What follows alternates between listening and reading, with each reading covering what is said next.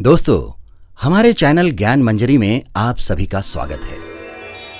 दोस्तों, बहुत पहले एक युग में अंगिरा नाम के एक बड़े ही तेजस्वी महर्षि हुआ करते थे। उनके आश्रम में कई शिष्य उनसे शिक्षा प्राप्त किया करते थे। महर्षि अंगिरा के उन सभी शिष्यों में एक शिष्य था गोपमाल, जो कि भगवान में बड़ी भक्ति रखता था।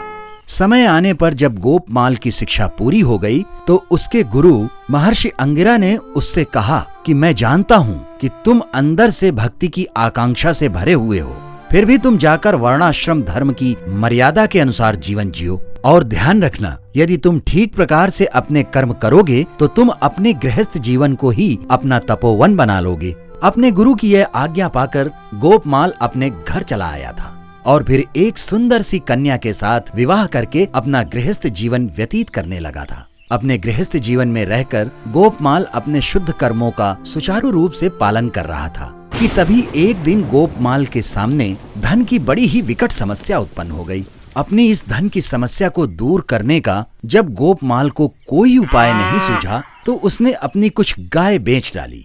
गाय बेच देने से गोपमाल की धन की समस्या तो समाप्त हो गई, परंतु उसे बाद में जब यह पता चला कि उसकी वो गाय कसाईयों के हाथों लग गई थी और उन कसाईयों ने उसकी उन गायों का वध कर दिया है, तो गोपमाल को बड़ा दुख हुआ। अपनी गायों के वध के पश्चाताप की अग्नि में जल रहे गोपमाल के मन में इस संसार से विरक्ति का भाव उत्पन्न हो गया था और वह अपने गृहस्थ आश्रम को त्याग कर वन में जाने का विचार करने लगा था। गोपमाल के मन के बदले हुए इन भावों को उसकी पत्नी भी समझ गई थी। इसलिए जब एक रात अंधेरे में गोपमाल अपने घर को छोड़कर हमेशा के लिए वन में जाने के लिए चल पड़ा था तो उसकी पत्नी उसकी राह में आकर खड़ी हो गई थी। तब गोपमाल ने अपनी पत्नी से हाथ जोड़कर ये विनती की थी कि मुझे मत रोको देवी, मेरा मन इस संसार से उखड़ चुका है, इसलिए मुझे आत्म कल्याण के लिए वन में चले जाने दो।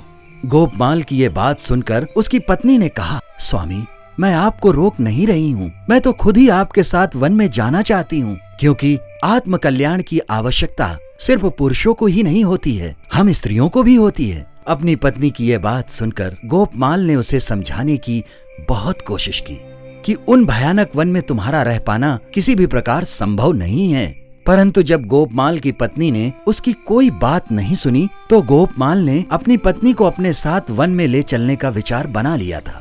परंतु गोपमाल और उनकी पत्नी घर से बाहर निकलते उससे पहले गोपमाल के गुरु महर्षि अंगिरा उनके सामने प्रकट हो गए थे। महर्षि अंगिरा ने अपने शिष्य गोपमाल और उसकी पत्नी से कहा कि तुम दोनों आत्म कल्याण के लिए अपने गृहस्थ आश्रम का त्याग करना चाहते हो और वन की परेशानियों को सहन करने के लिए वन जाने को तैयार हो, परंतु जब तुम लोग समाज में रहकर अपनी विपरीत परिस्थितियों से नहीं लड़ सके तो तुम वहाँ वन में अकेले रहकर अपने जीवन का संघर्ष कैसे कर पाओगे।